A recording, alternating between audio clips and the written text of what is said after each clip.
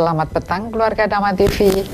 Kembali lagi saya Hani Sonyaruri dalam program acara Cahaya Kehidupan. Harapan dari Dharma TV, selain Anda merasa bahagia, tentram dan damai, juga adanya cahaya kehidupan yang membuat segala hal lebih berseri, lebih bermanfaat di dalam Anda berkehidupan. Nah, tentu kita masih juga mengharap-harap hujan, dan hujan juga belum datang dengan meriah di Kota Malang ini. Ternyata kita dapatkan panas luar biasa. Hujannya sepertinya digiring ke daerah barat, sehingga di sana lebih-lebih hujan datang sampai terjadi banjir. Dan tentu kita tetap berharap hujan akan segera datang di Kota Malang ini. Dan pada petang hari ini tema kita adalah tentang Budi Dharma. Sebenarnya apa Budi Dharma ini? Karena kita zaman dahulu tentang kata budi, tentang kata dharma itu lekat sekali di dalam kehidupan kita. Tetapi sekarang kata budi dan kata dharma sudah jauh nun di sana. Banyak sekali orang-orang yang bernama Pak Budi, Mas Dharma, Pak Darmo, Pak Budiono, Pak Budiman, itu banyak sekali di keseharian. Bahkan kalau perempuan namanya Budiati, Dharmawati, Dharmayanti, banyak sekali. Kenapa mereka mau memakai nama-nama itu? Sebenarnya apa di balik kata Budi Dharma? Tentu menarik sekali. Dan saya tidak sendiri, telah hadir di studio, yaitu seseorang yang luar biasa, yaitu Profesor Aloysius, Profesor Rahayu. Rahayu. Terima kasih sudah hadir di studio. Dan yang kedua, untuk tentang tema Budi Dharma ini, yang kedua tamu saya adalah Bapak Dr. Wahyudi Winarjo. Bapak Rahayu. Rahayu Sugeng Dalu, selamat malam. Terima kasih sudah hadir di studio. Saya kira menarik ya tema kita, Budi Dharma. Budi Dharma. Itu kata-kata yang sudah asing. Dulu semua orang namanya Pak Budi, Budiati, ya namanya itu banyak sekali. Bahkan keseharian kita ini kalau kita tidak berbudi, maka kita dianggap seperti orang berpenyakit. Jangan dekat-dekat orang yang tidak berbudi. Jangan dekat-dekat bila orang itu tidak mengenal arti dharma.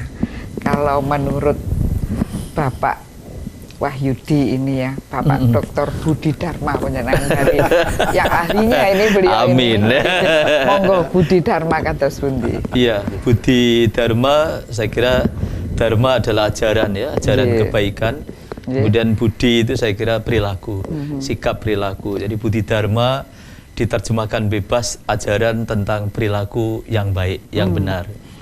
Nah, kalau di dalam sosiologi sebetulnya itu disebut dengan moral sosial. Jadi ajaran yang embedded, yang melekat pada moral sosial. Konkretnya moral sosial itu terletak pada nilai-nilai sosial, nilai-nilai kultural gitu ya. Norma-norma kultural. Kemudian pada struktur-struktur sosial itu ada ajaran-ajaran moral yang harus dipatuhi oleh masyarakat, yang tujuannya apa? Kalau itu dilaksanakan, terwujudnya tertib sosial, terwujudnya social order katanya. Jadi tertib sosial berarti yang tertib tidak hanya satu orang saja misalnya. Iya, semua masyarakat itu mengikuti pedoman norma, pedoman nilai, struktur yang ada dalam masyarakat. Contoh struktur misalkan di Dharma TV ini misalkan ada struktur, ada direktur utama, kemudian direktur, ada bidang-bidang tertentu. Nah, sikap atau perilaku orang harus mengikuti struktur yang ada. Kalau tidak ya itu namanya tidak betul, tidak tertib, kurang ajar gitu ya dalam bahasanya. Nah, di dalam masyarakat juga sama, saya kira kita harus mengikuti struktur sosial yang ada. Di dalam sosiologi itu dikaji di dalam teorinya tokoh sosiologi namanya Émile Durkheim. Dia seorang sosiolog dari Prancis dia. Jadi perhatian Émile Durkheim itu terhadap tentang solidaritas sosial. Kata Durkheim, solidaritas sosial itu, kesetiakawanan sosial itu, kerukunan sosial itu dipengaruhi oleh moralitas sosial. Jadi untuk menciptakan kerukunan, persahabatan, paseduluran di dalam masyarakat itu perlu ada pedoman yang namanya moral sosial. Kalau moral sosialnya tidak dijadikan pedoman, maka persahabatan, persaudaraan, kerukunan ini tidak ada. Jadi disinilah pentingnya saya kira moral sosial itu digunakan sehingga terwujud apa yang disebut dengan ajaran Budi Dharma atau Budi Dharma itu. Jadi moral sosial ini adalah Budi Dharma menurut panjenengan? Ya, saya kira ajaran yang menjadi pedoman bertindak agar masyarakat itu menjadi baik, perilaku yang baik, sopan jadi santun. Dengan memakai moralitas yaitu untuk bertetangga, bermasyarakat, berteman. Nah ini rasanya apa ya, sudah masuk itu, sudah masuk gitu ya. Nah di dalam kita melakukan Budi Dharma itu kan kadang-kadang zaman sekarang itu rasanya sudah cukup langka. Tadi Bapak Doktor ini mengatakan bahwa kalau ada satu struktur organisasi, bahkan di dalam masyarakat pun ada struktur sosial. Kalau ada yang bilang ya, saya tidak suka kasta, oke lah ya. Tapi sebenarnya kita ini ada kasta. Ada kasta. Kalau saya harus menghormati profesor misalnya, di situ ada satu penghormatan hierarki yang sebenarnya sudah terbentuk di dalam hati, terbentuk secara manusiawi itu sudah ada menghormati yang lebih unggul, yang lebih tua, yang lebih senior. Itu pasti ada. Nah, kalau penghormatan secara hierarki itu zaman sekarang ini kenapa kok agak rancu begitu? Kira-kira apa penyebabnya begitu? Kita tidak mengikuti lagi budaya ketimuran. Nah, kita yang tadinya masyarakat kita disebut masyarakat paguyuban sudah berubah menjadi masyarakat patembayan. Dari masyarakat patembayan itu masyarakat karena hubungan kerja untung rugi begitu, tidak karena kolektivitas. Jadi patembayan itu lebih ke individualisme, paguyuban itu lebih ke kolektivisme gitu. Jadi ini kita bergeser ke arah sana. Nah, harusnya kita memang kembali kepada apa yang pernah membuat bangsa Nusantara ini besar, yaitu kembali kepada, kalau di teori Ferdinand Tonis itu masyarakat Gemeinschaft, kita sebut paguyuban. Kalau Emil Durkheim menyebut dengan solidaritas mekanik. Jadi kita membiarkan ini berubah menjadi sangat individualis, dan yang menjadi panglima di dalam masyarakat individualis itu adalah ekonomi. Tetapi di dalam masyarakat yang guyup tadi, yang menjadi panglima adalah humanisme sebetulnya. Ini yang hilang. Humanisme, cinta kasih. Cinta kasih. Compassion. Compassion. Compassion. Kalau di tentang humanisme ini ya, tentang compassion ini, untuk Romo Profesor ini apa ada di Pancasila kita, Romo? Ini ya, menyambung dari apa yang disampaikan Pak Wahyudi. Jadi kalau ajaran tentang budi itu kita coba menelaah lebih dalam lagi. Dalam ajaran budi ini kan ada nilai-nilai yang sifatnya universal untuk membentuk perilaku setiap orang. Ajaran universal atau nilai universal dari ajaran budi untuk membentuk perilaku seseorang itu kan kita telah diajarkan melalui adat, tradisi atau agama-agama yang kita peroleh. Itu kan kita diajarkan bagaimana kita menyembah pencipta, Tuhan Yang Maha Esa. Ya, ini ada kata menyembah. Lalu kita juga diajarkan menghormati orang tua, leluhur, orang-orang berjasa, lalu menghormati sesama. Jadi mungkin kita beda. Kalau kepada pencipta itu kita mengatakan menyembah, sedangkan kalau terhadap sesama kita itu mungkin menghormati. Jadi menghormati orang tua, leluhur, orang-orang berjasa, lalu menghormati sesama. Sedangkan terhadap ciptaan yang lain, kita diajarkan untuk menghargai semua ciptaan, baik yang kasat mata maupun yang tidak kasat mata. Lalu nilai yang keempat adalah agar manusia yang merupakan ciptaan yang memiliki kelebihan diberikan oleh pencipta ini, dalam menguasai alam itu harus dengan cara-cara yang bersahabat. Nah, sebetulnya dalam pengetahuan filsafat itu kita kenal ada filsafat timur dan filsafat barat. Filsafat timur dalam ajaran perilaku itu lebih mementingkan manusia bersahabat dengan alam. Sedangkan dalam filsafat barat itu manusia menguasai alam. Jadi ini antara menguasai dan bersahabat. Kalau saya menggabungkan keduanya, manusia dalam menguasai alam harus dengan cara-cara yang bersahabat. Kalau tentang lalu saya teruskan itu, dulu. Nah, ajaran ini ajaran Budi yang keempat itu menghindari larangan-larangan. Hampir nilai-nilai adat kita, tradisi kita, agama-agama kita kan diajarkan soal larangan-larangan itu. Dan ini ternyata bahwa perilaku manusia sekarang ini kan kecenderungannya kan banyak melanggar larangan-larangan. Betul. Dan saya sering bergurau pada mahasiswa saya sekarang itu, perilaku kita sekarang ini karena cenderung melanggar, sehingga yang tidak dilanggar itu hanya 3. Polisi tidur, polisi tidur, tukang parkir, tukang parkir, lalu yang ketiga tukang pangkas, tukang potong rambut. Ini lebih dipatuhi dibandingkan dengan ini ajaran-ajaran Budi atau nilai norma-norma yang lain. Ya, norma hukum dilanggar, norma agama dilanggar, sopan santun dilanggar. Tapi kalau dengan polisi tidur, aduh sopannya sopan. Kayak mau nyembah-nyembah dulu itu, mau melewati itu kayak mau nyembah dulu. Iya, betul. Luar biasa manusia ini. Lajeng bagaimana, Romo? Nah, itu terus, ya yang di tadi. Nah, ya. Nilai-nilai Pancasila yang kita miliki, kita harus menaruh hormat dan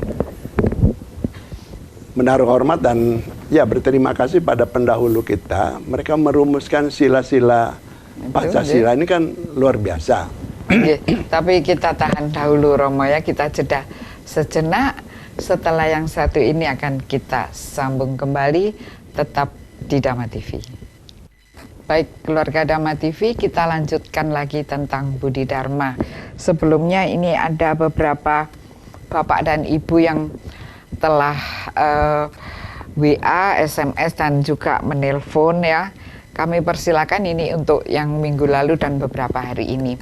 Teleponnya saya sampaikan tetap di 0341 402 777, SMS-nya di 08510 701 8802 dan WA di 08775 990 7102. Dan juga ini untuk salam yang sudah saya terima dan semoga tetap stay tune di Dhamma TV kepada Bapak Wahono di Sumbersari, Bapak Edi Widodo di Taman Dieng, Bapak Win di Kalibakar, Dampit, Bapak Limantoro di Singosari, Bapak Dodi dan Ibu Dodi di Cakalang, kemudian Bapak Edson di Perum Ervina, Bapak Ibu Mahmud di Bareng, Ibu Sri Sulistiawati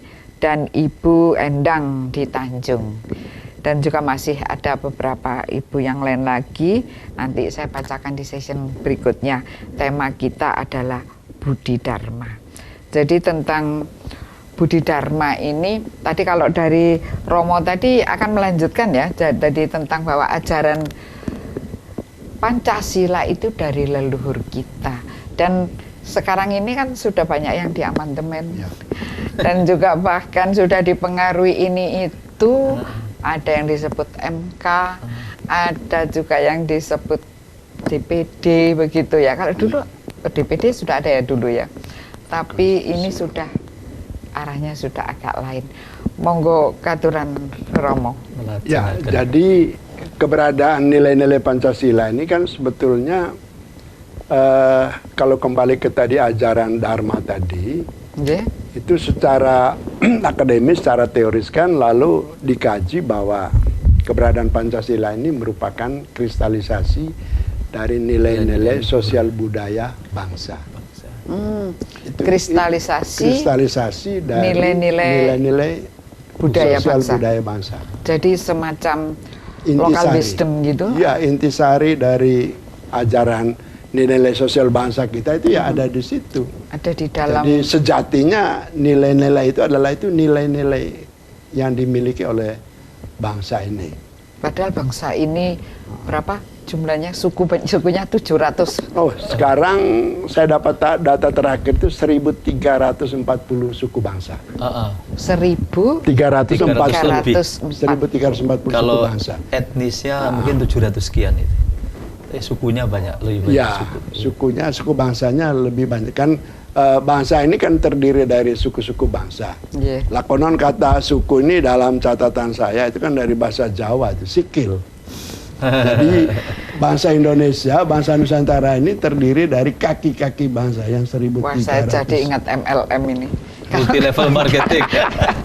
Cari kaki ya suku-suku. Kaki-kaki bangsa. Mungkin semacam itu. Ya, jadi nah lalu yang lebih anu lagi mungkin Pak Wahyudi juga melakukan pengkajian. Jadi dari 1.340 suku bangsa ini kan ada awalnya misalnya suku Dayak. Suku Dayak lalu ada anak-anak suku kan.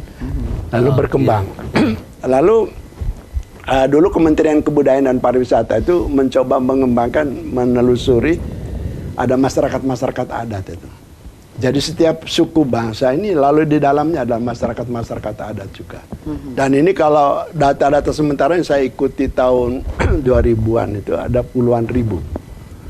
Nah ini kan aset yang oleh UNESCO itu sangat diperhatikan agar jangan sampai hilang. Iya, didata gitu. Ya. Dilestarikan. Itu kan dijaga, ya, data terakhir bahasa lokal, bahasa daerah kita itu ada 1.211. Ada 2.211 bahasa daerah. Mungkin sebelumnya ada, karena ada daerah-daerah yang bahasa daerahnya hilang karena sudah tidak digunakan oleh masyarakatnya. Ya. Jadi kan nilai-nilai budaya ini, nilai-nilai adat, nilai-nilai tradisi ini akan hilang kalau oleh pemiliknya tidak digunakan. Tidak ada pelakunya. Ya, itu makanya kalau UNESCO sekarang kan menggerakkan bagaimana memberdayakan masyarakat adat dan melestarikan nilai-nilai adat itu. Karena itu adalah sebetulnya kan asal mula dari peradaban dari setiap masyarakat. Jadi kalau masyarakatnya sudah tidak peduli lagi dengan nilai-nilai itu sama dengan dia menghilangkan peradabannya sendiri. Nah kita sekarang ini kan terkontaminasi oleh berbagai peradaban. Nah lalu peradaban-peradaban asli, peradaban-peradaban yang akademisi mengatakan lokal genius ya. Nah itu lalu hilang.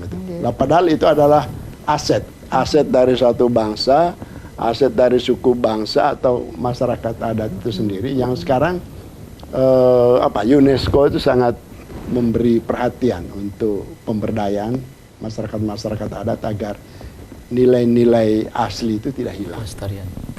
Sayang sekali ya, padahal kita ini orang kaya. Ya. Tapi begitu saja kita tidak menguri-uri, tidak melestarikan, tidak merawat budaya kita sendiri. Ya. Terkadang itu juga menjadi para orang tua ini, sesepuh ini kadang mengelus dada, mengurut dada, hilang begitu saja. Bahkan Jawa ini yang besar ini ya, kehilangan loh aksara Jawanya. Itu saya batin juga kok nggak ada tulisan. Misalkan tulisan nama jalan Mataram atau Bareng, bahasa Jawa Bareng. Kan lain dengan tulisan bareng. Bareng dan bareng kalau di bahasa Jawa akan jelas. Monggo katuran. Saya ingin nyambung Prof. Alo tadi tentang perlunya kita untuk melestarikan kembali ya. Hemat saya ada 3 hal yang harus kita bangkitkan kembali kalau kita ingin membangkitkan ajaran kebaikan Budi Dharma tadi, pelestarian nilai-nilai luhur. Yang pertama adalah institusi atau lembaga pendidikan. Lembaga pendidikan ini bisa kita mulai dari keluarga. Jadi dia bertugas untuk melakukan sosialisasi, internalisasi dari nilai-nilai kebaikan tadi, Budi Dharma tadi. Yang ketiga menurut saya menggunakan bahasa lokal mestinya itu dibangkitkan kembali.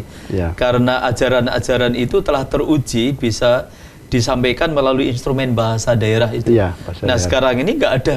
Ya. Nah bagaimana mungkin muncul kalau ini tidak ada? Yang ketiga menurut saya budaya, seni budaya lokal. Jadi lembaga pendidikan informal dan mestinya formal, kemudian bahasa lokal dan budaya lokal. Ya. Jadi ini adalah 3 pilar yang menurut saya harus ada untuk kita membangkitkan kembali ajaran perilaku yang baik tadi, Budi Ya, Dharma atau Budi nilai-nilai Dharma. luhur. Ya. Kita sering sebut di dalam pelajaran Pancasila itu, Bu Ani. Ya. Saya kira itu. Iya. Ya. Jadi kita ini sebenarnya kehilangan juga loh Ya. tentang apa ya? Hierarki atau tata krama. Iya. Ya. Itu Sudah tata tidak ada. krama tidak ada. Iya. Padahal ya kalau kita bicara dalam bahasa Jawa, Iya. langsung ada tata krama. Iya. Langsung di situ ada hierarki, langsung di situ ada penyebutan tata krama yang menunjukkan yang diajak bicara siapa, yang berbicara siapa. Nah, ini aja apa ya? Ringan tapi ada di dalam keseharian manusia Jawa. Dan ini mohon jangan begitu saja dihilangkan karena budaya ini milik kita sendiri, milik bangsa sendiri. Nanti kalau hilang kita bukan siapa-siapa lagi. Sekarang kepada Kita Romo, tidak Nusantara lagi. Iya. saya tanya pada Romo Alu, kalau misalnya kita kehilangan jati diri sebagai bangsa, apa kira-kira akibatnya ya, apa yang terbesar atau bagaimana bagi suku bangsa atau bangsa itu? Tentu kita sama-sama tidak mengharapkan itu terjadi. Iya, Ya. iya. Tetapi kan perkembangan dunia, perkembangan masyarakat ini kan tidak terlepas dari ini pengaruh ekstern dan pengaruh intern Internal. dari dalam dan Dari luar. luar. Saya tetap berpikir positif bahwa kita tidak mungkin terjadi sampai kalau bangsa ini menjadi tercerai-berai, terpisah-pisah, lalu kalau terjadi itu kan lalu mungkin di Indonesia ini kalau tadi saya mengatakan ada 1.340 suku bangsa, jangan sampai nanti jadi 1.340 negara.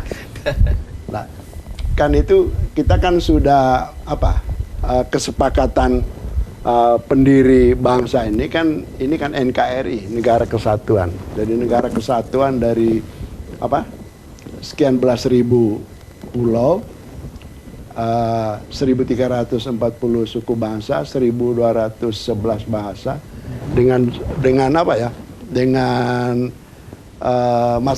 masyarakat adatnya. Ini jangan sampai terceberaikan.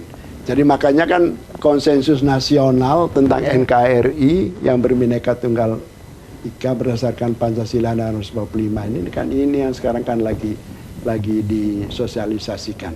Jadi dulu yang istilahnya salah kaprah 4 pilar itu sekarang diganti dengan 4 konsensus nasional. Jadi NKRI berbineka tunggal ika berdasarkan Pancasila dan 45. Karena istilah pilar ini kan mengandung makna yang kurang tepat. Lalu oleh Lemhanas istilah 4 pilar ini diganti dengan 4 konsensus nasional. Nah ini sekarang kita ini kan keempat konsensus nasional ini yang harus kita jaga sekarang. Negara Kesatuan Republik Indonesia yang berbineka tunggal ika berdasarkan Pancasila dan 45. Itu yang sekarang kita pelihara. Ini ada pertanyaan ini, Romo. Iya. Ini dari Bapak Abidin ini. Selamat petang. Saya Bapak Abidin, saya ingin bertanya, bagaimana kalau seandainya ada yang ingin mengganti tentang Undang-Undang Dasar dan Pancasila, bagaimana sikap kita? Monggo. Ya, sebetulnya kan kita nggak boleh terjebak oleh mengandai-andai ya. Betul, jangan terjebak. Karena kita sudah punya konsensus nasional. Sudah disepakati. NKRI yang berbineka tunggal ika berdasarkan Pancasila dan 45. Ya kan? Lalu mengandai-andai itu. Kalau dalam pelajaran bahasa Inggris ini kan ada yang possible dan impossible kan? Ya kan? Ya sedapat mungkin kita hindarilah. Kita sekarang ini memelihara 4 kesepakatan nasional. Ini konsensus aja dulu nasional. Ya. Bapak Abidin, itu ya jawaban dari Romo Profesor baik kita tunda dahulu dan kita tetap di Dhamma TV sampai yang satu ini lewat lebih dahulu. Baik keluarga Dhamma TV, kami persilahkan ya nomor telepon dan SMS serta WA telah saya buka, dan terima kasih juga yang sedang monitor ini, satu keluarga ini, Ibu Nora Puspita, Emerald dan Mbak Garneta. Oke, terima kasih, tetap monitor, stay tune dengan di Dhamma TV, juga kepada Ibu di Jalan Duku, juga kepada Ibu di Jalan Mundu, dan Bapak di Jalan Pulau Sari.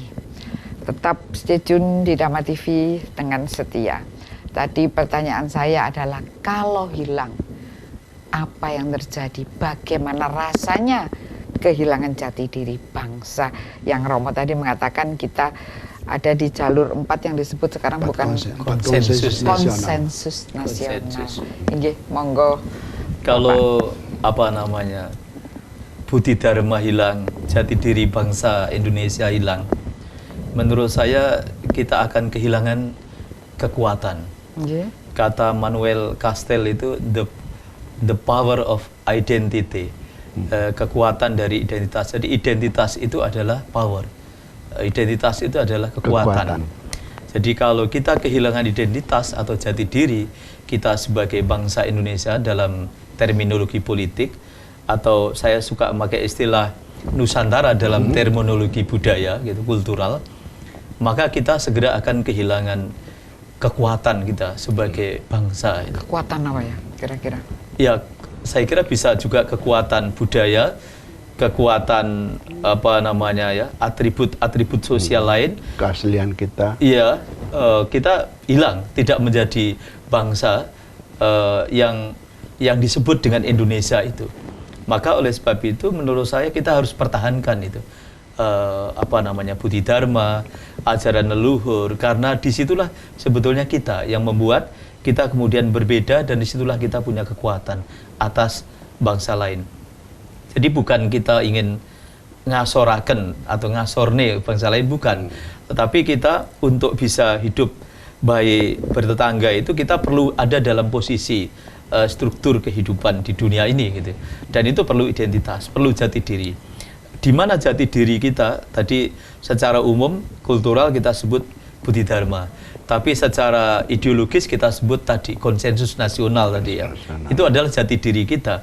Pancasila, UUD 45, NKRI dan Bhinneka Tunggal Ika. Apakah mungkin kata Pak Zainal itu hilang? Abidin ya, hilang. Secara probabilitas mungkin, secara kemungkinan mungkin. Apabila kita tidak menjaga konsensus itu gitu. Selalu ada ancaman, Katib Prof. Alu menyebut ada ancaman eksternal dan internal. Oleh sebab itulah dipentingkan saya kira komitmen kita sebagai anak bangsa mempertahankan jati diri kita yang kita sebut 4 konsensus nasional tadi. Karena kita juga ada di situ gitu. Kita ini ya Pancasila, kita ini harus Bhinneka Tunggal Ika gitu. Kita harus mengamalkan seluruh ajaran itu, kalau tidak hancurlah bangsa ini. Karena Indonesia berbeda dengan bangsa yang lain. Lahirnya Pancasila, lahirnya Bhinneka Tunggal Ika, UUD 45 dan sebagainya sebagai konsensus itu sudah melalui perjuangan sejarah bangsa yang bergenerasi-generasi, dan sudah teruji kekuatan atau kedikdayaan dari 4 konsensus itu. Maka siapapun saya kira yang ingin menghancurkan itu sama dengan menghancurkan diri sendiri. Karena itu adalah diri kita. Diri siapa? Diri bangsa. Itu adalah jati diri kita. Kita nggak mungkin menghancurkan diri kita. Oleh sebab itu, kita harus sa'iyak sa'ikoproyo untuk mengembalikan jati diri itu betul-betul bukan hanya ada di dalam dasain, tapi juga dasain kenyataan di dalam lapangan itu. Dalam tindakan, dalam perilaku, dan juga di dalam hubungan gitu, interaksi dengan bangsa lain itu harus dimunculkan. Saya kira kita berusaha untuk selalu itu. Diplomasi negara Indonesia ke negara lain saya kira juga memakai identitas Pancasila. Saya kira. Kalau kita tidak mempunyai identitas yang ringan saja ya, misalnya Anda tidak mempunyai identitas, jalan-jalan di tengah terminal Arjosari, Anda akan gampang digempur orang, akan gampang dijahati orang, akan gampang dibully oleh orang. Tapi ketika Anda mengatakan, saya orang Malang, mereka, oh Malangnya mana? Kan pasti gitu ya. Oh saya Kelayatan misalnya. Oh orang Kelayatan, maka akan, oh saya juga, mari saya antar. Nah di situ ada penghormatan orang Kelayatan. Oh dia sedang tidak punya uang, sedang kesasar, sedang menderita di tengah Arjosari. Tapi manakala Anda tidak mempunyai identitas, bangsa ini juga begitu. Bahkan apa lebih luas lagi, banyak yang ingin menggempur diri Anda. Ketika Anda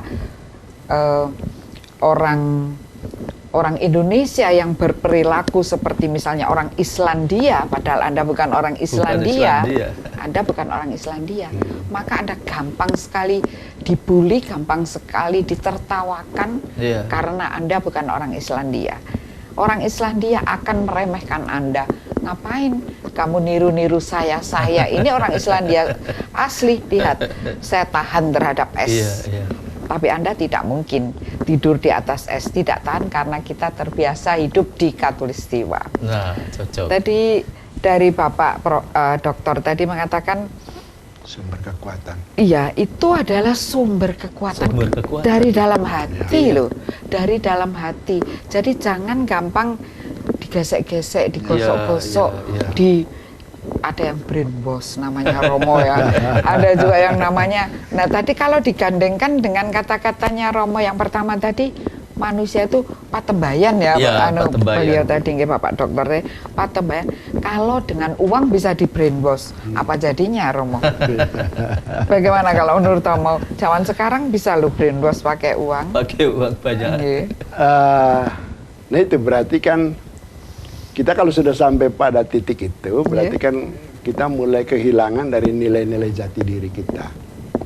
Kita mulai kehilangan dari ajaran budi kita. Yang sebetulnya kan itu selain merugikan dirinya sendiri, tapi juga merugikan orang lain, bahkan merugikan bangsa dan negara. Jadi menarik tadi, jati diri kita merupakan sumber kekuatan itu, yang disampaikan oleh Pak Wahyudi tadi. Jadi kita mestinya bersyukur bahwa kita punya nilai-nilai Pancasila itu adalah nilai-nilai jati diri kita. Katanya banyak yang mencontoh negara lain. Itu misalnya Taiwan dan beberapa negara pemecahan di Eropa Timur itu banyak yang mengambil sila pertama kita, ketuhanan yang Maha Esa, lalu sila kedua dan sila kelima. Kalau sila ketiga itu kan ciri khas kita, dan sila keempat itu adalah ciri khas kita. Nah, misalnya begini, ini kan menarik. Jadi dulu bagaimana pendiri negara ini merumuskan sila pertama itu, meskipun dalam perubahan dari BPUPKI melahirkan Piagam Jakarta, lalu kemudian menjelang setelah kemerdekaan, setelah proklamasi kemerdekaan, lalu kan rumusan sila pertama itu ada 7 kata yang dihilangkan lalu menjadi ketuhanan yang Maha Esa. Nah, ketuhanan yang Maha Esa ini dengan memperhatikan kebinekaan kita itu kan berarti ketuhanan yang universal menurut macam-macam agama dan kepercayaan. Itu yang sekarang kita pahami kan itu. Jadi tidak terlalu susah sebetulnya kan. Kita jalankan ketuhanan menurut ajaran agama kita dan kepercayaan kita. Lalu barangkali secara teori ketatanegaraan, dengan kita memilih sila ketuhanan Maha Esa menurut macam-macam agama dan kepercayaan itu, berarti kita ini bukan negara agama, bukan negara sekuler yang terjadi di negara-negara Eropa, juga bukan negara bukan negara sosialis, legality yang ateis. Bukan ateis. Nah, jadi kita tidak sekuler, tidak berdasarkan agama dan tidak berdasarkan ateis, tapi berdasarkan ketuhanan menurut macam-macam agama dan kepercayaan. Nah, ini kan kalau digali oleh orang-orang luar itu kan luar biasa. Jadi kalau bangsa-bangsa dan negara lain yang memiliki kebinekaan seperti kita, ini kan gampang sekali diambil. Oh ini bagus, ini nilai yang bagus. Di situ mengakui keberagaman itu, kebinekaan itu. Lah kemanusiaan yang adil dan beradab ini kan ini juga kan menjadi nilai universal. Kunci dari kemanusiaan yang beradab. Jadi seseorang dikatakan beradab itu kalau dia terbiasa menghormati persamaan hak, menghormati perbedaan, dan mencintai perdamaian. Namanya manusia. Itu manusia yang beradab. Ya. Nah, kalau dia lepas dari tiga unsur ini, dia sudah masuk dari kategori yang tidak beradab. Dipertanyakan ke manusia bukan ya? Gitu. Kamu ini beradab apa tidak? Kalau perilakunya tidak menghormati persamaan hak dengan orang lain, tidak menghormati perbedaan, tidak mencintai perdamaian, itu sudah ciri dia tidak beradab itu. Sedikit hewani loh. Hewani. Hati-hati, apakah diri ini ada itunya? Nah, lalu kan sila ketiga itu kan kuncinya mencintai persatuan. Persatuan untuk Indonesia sendiri, tapi juga kita persatuan sebagai umat ciptaan sedunia. Ciptaan Tuhan sedunia kan. Ya kan? Makanya kan politik luar negeri kita kan bebas aktif kan. Tidak menyombongkan bangsanya sendiri, tapi juga menghargai bangsa lain. Berarti kita cinta terhadap seluruh ciptaan Tuhan yang ada di bumi ini, baik yang kasat mata maupun kalau tidak sila kasat keempat mata. ini kan ciri demokrasi kita. Ya. Karena dulu leluhur kita itu sudah terbiasa mengambil musyawarah mufakat, itu dijadikan ciri demokrasi kita. Nah, itu yang saya pernah sampaikan bahwa itu hilang di Amandemen 245 karena di Amandemen 245 itu rumusannya ada satu ayat merumuskan keputusan diambil berdasarkan suara terbanyak. Jadi kalau rumusan itu di amandemen besok, ya mesti harus dirubah. Keputusan beliau bilang harus. Ya, dikembalikan lagi. Dikembalikan. Jadi keputusan diambil berdasarkan musyawarah untuk mufakat. Kalau musyawarah mufakat tidak tercapai, baru boleh dengan pemungutan suara. Tapi musyawarah mufakatnya harus dijalankan dulu. Padahal itu kan basisnya itu konon ini basisnya dari musyawarah mufakat adalah ngopi. Wong senengane ngopi tapi musyawarah mufakatnya kok enggak ada ya zaman sekarang. Ngopinya terus tapi sila keempat musyawarah mufakat. Nah, lalu di dalamnya juga kan ada makna gotong royong. Jadi kalau orang terbiasa menghormati orang lain, menghormati perbedaan, cinta damai, cinta persatuan, mengutamakan musyawarah mufakat, itu gotong royong itu gampang sekali. Otomatis tercipta. Gotong royong tidak mungkin terwujud kalau ini ada cacat di nilai-nilai itu. Ya, betul, nah, lalu berarti kan dari nilai-nilai sila pertama sampai sila keempat ini tujuannya adalah mewujudkan sila kelima. Keadilan sosial bagi seluruh rakyat. Jadi keadilan sosial bagi seluruh rakyat Indonesia ini dijiwai oleh sila ketuhanan Maha, sila kemanusiaan adilan beradab, sila persatuan, dan sila musyawarah dan mufakat. Luar biasa. Jadi mudah kita mewujudkan sila kelima itu mudah sebetulnya. Asal kita menjiwai sila pertama, kedua, ketiga, keempat. Itu mengamalkan, mengerti dan mengamalkan begitu. Mengamalkan, ya. 1, 2, 3, 4 otomatis. Ya. Keadilan sosial. Keadilan sosial itu kehidupan yang lebih baik akan berada di Jadi kita tidak perlu cari itu. Kalau perilaku kita sudah terbentuk itu kita tidak perlu cari itu keadilan sosial. Tidak perlu cari keadilan sosial bila yang keempat sila ini sudah kita pahami, kita resapi dan kita amalkan. Tetap di Dhamma TV. Setelah yang satu ini kita teruskan bincang-bincang kita. Baik keluarga Dhamma TV, Budi Dharma. Tema kita kali ini. Dan tentang Budi Dharma ini, bagaimana caranya kita, apakah betul-betul akan kehilangan Budi Dharma? Apakah kita akan kehilangan jati diri bangsa? Apa kita akan kehilangan sesuatu, itu roh kita, kehidupan kita, dan banyak orang yang mencontoh dari luar negeri. Jangan pernah Anda kehilangan jati diri Anda, karena bila Anda kehilangan jati diri Anda akan gampang diserang orang, Anda gampang dijahati orang, Anda gampang dibully orang. Nah, ini saya kepada Bapak Doktor ini, bagaimana tentang Budi Dharma ini, mengembalikannya agar kita ini kembali menjadi bangsa yang bangga pada Budi Dharmanya. Iya, tadi di awal saya pernah nyinggung ada pranata atau lembaga yang bisa menyelenggarakan pendidikan ya, yaitu lembaga informal namanya keluarga, kemudian formal itu sekolah saya kira, non formal masyarakat. Nah, mengembalikannya saya kira melalui dari 3 lembaga itu banyak hal yang saya kira bisa kita lakukan. Namun saya kira harus ada kesadaran kita semua bahwa itu penting, kesadaran kolektif di dalam keluarga, kesadaran kolektif di dalam masyarakat, agar kita mengembalikan budi dharma mulai dari lingkup keluarga, mulai dari diri, lingkup keluarga, masyarakat gitu, kemudian bangsa dan negara.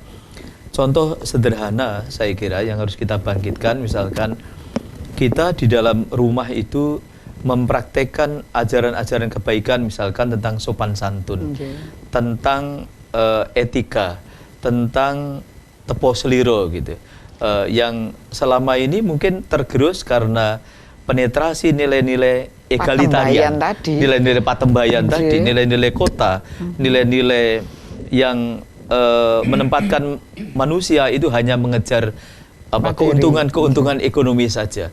Nah, ini saya kira harus kita kembalikan. Jadi tadi sopan santun. Kemudian yang harus kita kembalikan tadi mengingat Pancasila itu tentang adanya ketuhanan yang Maha Esa. Maka kita harus tahu bahwa hidup itu tidak hanya sekarang, tetapi juga nanti melalui jalan agamanya masing-masing, karena kita sudah dipedomani bahwa manusia di Indonesia itu menghormati agama orang yang berbeda. Oleh sebab itu menurut saya budi dharma yang harus kita bangkitkan adalah juga ajaran-ajaran agama itu bukan hanya di dalam pikiran tetapi juga ada dalam lelaku. Kata di Jawa itu ajaran mocopat kan, kelakone ilmu iku kalakone kanthi laku katanya. Jadi mestinya ilmu-ilmu agama itu tidak cukup hanya dihafalkan tetapi dipahami maknanya kemudian dilaksanakan. Jadi kita tidak hanya membaca agama sebagai sebuah semacam mantra atau ritual saja, tetapi juga harus tahu isinya dan kemudian kita jadikan sebagai pedoman bertindak. Agama yang mana? Saya kira agama yang menghormati saya kira kepada orang lain, karena ajaran agama itu sesungguhnya ajaran kebaikan, ajaran yang baik, yang mulia. Yang tidak baik adalah orangnya yang menerjemahkan agama untuk kepentingan politik kelompoknya sendiri atau masing-masing itu. Jadi kemudian yang ketiga, kalau minjam konsep sosiologi, budi dharma itu bisa kita bangkitkan dengan budaya, karena dia melekat dalam budaya. Jadi melalui budaya, seni dan budaya itulah budi dharma akan kita bisa semai, akan kita bisa tanam dan kita kembangkan lagi. Kalau kita kehilangan seni dan budaya, kita kehilangan instrumen untuk menanamkan ajaran budidaya itu. Dan kita rasa sekarang ini kita semakin jauh dari seni dan budaya Indonesia atau Nusantara. Mari saya kira melalui Dhamma TV ini kita berkesadaran bersama, kolektif tadi saya sebut, bahwa ternyata budaya itu bukan hanya sekedar hiburan, tetapi dia adalah wahana, dia adalah instrumen, kita bisa menyemai, menanam, menumbuhkan ajaran-ajaran kebaikan atau budi dharma itu sendiri. Saya kira itu sebenarnya. Menurut penjenengan, ya, budi dharma itu apakah juga konsep cinta kasih? Oh iya, cinta kasih saya kira adalah hakikat kehidupan ya. Itu adalah bagian dari kodrat ya, bahwa manusia itu sesungguhnya punya cinta kasih. Bukti sederhana, kita tidak suka dimarahi, dibenci orang, karena kita lebih cinta, lebih suka dicintai orang ya, diperhatikan orang, dikasihi orang. Karena itulah kita sebetulnya. Jadi yang tidak cinta kasih ajaran setan kalau menurut saya. Ajaran jahat bukan manusia, itu setannya. Manusia sendiri harusnya cinta kasih, compassion. Moto saya itu selalu mengatakan, di antara moto saya, oleh karena kehidupan ini kita akan memetik buah dari karyanya, perbuatan kita, maka mari kita jalin hubungan sosial dengan penuh cinta kasih, harmoni dan damai. Saya mengadopsi Jawa, kemudian sosiologi, dan dari Kristiani compassion, harmony and peace itu. Jadi compassion, harmoni dan peace. Yes. Jadi sebenarnya tidak seorang pun yang tidak cinta damai ya. Wah, semua cinta. Padahal damai. kalau kita berbicara dalam bahasa Jawa itu banyak loh kata-kata yang mengandung dear, mengandung kata-kata yang mengandung cinta kasih. Iya. Tapi sudah hilang, padahal itu sehari-hari diucapkan. Iya. Mosok se, ya kan. Dikira se itu apa? Padahal Iya. itu dari kasih. Kasih. Kasih, ya kasih. Kalau Jawa kan bilangnya kasih gitu ya. Iya. Mosok kasih, padahal itu marah, tapi dia masih memakai dear, Bahasa masih Jawa memakai, indah. Iya. Menyebut orang mati, Jawa menyebut suwargi. Ya. Suwargi suwargo. Orang yang sudah Jenate itu janah surga. Yang- Jadi memakai bahasa yang indah. Iya. Jadi bahasa dalam budaya yang indah menurut saya. Nah, itu Tuhan suka keindahan. suka keindahan, iya. Sebenarnya kita suka keindahan. Mosok se, opo se, lah se itu sebenarnya itu Kasih. biar kasih gitu loh. Kemudian kalau orang orang Jakarta mengatakan apaan sih, sih itu sebenarnya kasih. Tapi hilang, tergerus oleh banyak hal, tergerus terutama juga kemarahan-kemarahan, sehingga mosok sih, apaan sih, ngapain sih, itu menjadi konotasi kemarahan. Nah, Ya. menjadi aksen kemarahan, padahal itu terbentuk dari kata kasih, oh my dear, say, opo say, lah itu sebenarnya sayang, opo yang, opo sayang, opo se, opo kasih, apaan sih, nah itu sebenarnya sudah dilambari dari cinta kasih. Monggo sekarang Katuran Romo menambahkan ini. Ya, tadi disinggung soal etika. Etika yang sederhana. Etika ini kan bisa kita katakan sebagai pedoman hidup ya. Yeah. Jadi etika yang sederhana itu sebetulnya kan kita semua tahu dan kita sadari bahwa etika yang sederhana itu mulai dari kita membedakan mana yang boleh dan mana yang tidak boleh. Mana yang baik dan mana yang tidak baik. Kalau kita sudah tahu mana yang baik, mana yang tidak baik, mana yang boleh dan mana yang tidak boleh, sebenarnya tidak mudah kan? Itu pedoman hidup yang mendasarkan. Iya. Nah, lalu kemudian pedoman hidup yang sederhana ini lalu dikembangkan dalam berbagai norma kan? Ada norma agama, norma kesopanan, norma kesusilaan dan norma hukum. Iya, norma Ya. hukum. Ya, kalau di Jawa itu ada norma kepatutan gitu. Mana yang patut dan mana yang tidak patut. Layak. Nah, tapi kan karena kita hidup dalam suasana globalisasi mendunia ini, lalu kan yang kita rasakan sekarang kan ada krisis etika global. Krisis etika global. Ya. Berarti di daerah lain juga ada krisis Ya, etika. jadi hampir dialami. Nah, dengan krisis etika global ini, lalu kita tadi lupa akan ini pedoman hidup dan etika yang sederhana tadi itu. Iya. Nah, tadi saya sudah singgung sebelum kita memulai acara ini tadi, krisis etika itu mulai dengan ini pelanggaran terhadap norma-norma. Siapapun, agamanya apapun, ini kan kita pernah melanggar norma agama, norma kesopanan, norma kesusilaan, ya, norma kepatutan, termasuk norma hukum kan. Itu kan krisis etika yang utama sekarang ini. Nah, lalu yang kedua adalah krisis etika kita rasakan sekarang dalam suasana politik global dan politik kita di Indonesia yang hiruk pikuk ini. Yang kita rasakan itu kan terjadi penyalahgunaan agama itu. Banyak Nah, hoax. jadi abuse of religious itu. Abuse of religious. Nah, abuse of religious. Jadi itu kita rasakan. Jadi ini elit-elit kita itu sibuk dengan ini menjual agama lalu. Padahal elit loh ya, Elit. yang ditonton rakyat, yang dilihat oleh Tidak rakyat. jadi panutan. Jadi rakyat kecil ini yang ngerti loh ini kan kok agama Bawa-bawa. dibawa-bawa dijual untuk kepentingan pribadi, kepentingan kelompok kan. Lalu yang ketiga terjadi juga kemajuan ilmu teknologi juga ada yang menyalahgunakan kan. Seiring saya kira itu ya. Ya itu misalnya kita menemukan bom lalu membuat bom untuk kerusakan orang banyak kan. Ya kan? Ya. Ya, itu kan kerusakan penyalahgunaan. orang banyak, Itu ya. itu kan penyalahgunaan ilmu dan teknologi itu. Iya. Lalu yang sekarang fenomena yang baru sekarang ini adalah penyalahgunaan teknologi informasi. Dengan mulai berkembangnya HP Android mulai 2012 sampai sekarang ini. Nah, dalam keluarga ini kadang-kadang terjadi apa? Tidak harmoni ya. Karena masing-masing buka HP-nya lalu Masing-masing ini kadang-kadang lalu satu menyapa satu itu sudah tidak saling Iya. mendengar itu.